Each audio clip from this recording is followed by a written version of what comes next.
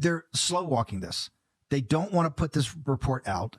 They certainly don't want it to get out publicly. They're going to put it behind, if they even do it at all, which they're having to be forced to do it now, even though it's statutory, that they'll be forced to do this, and they'll use classification so that only a very few select group of people, like the intelligence committees in the House and the Senate, can see it.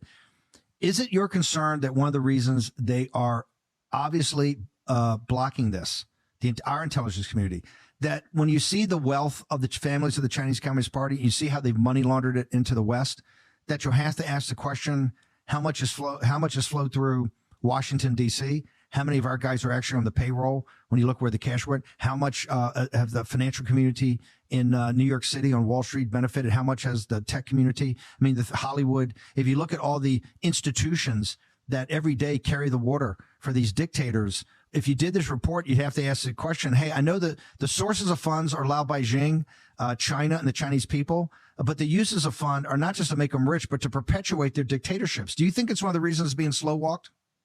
Clearly, that's probably the case.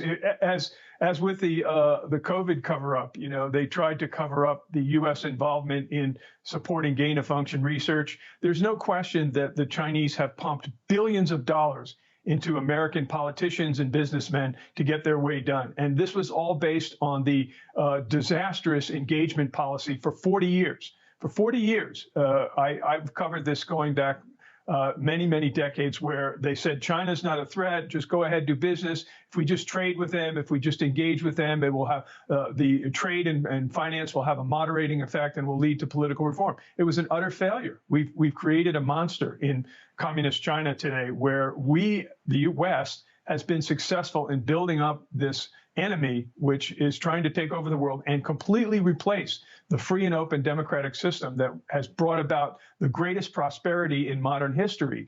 And they're going to take that over unless we stop them.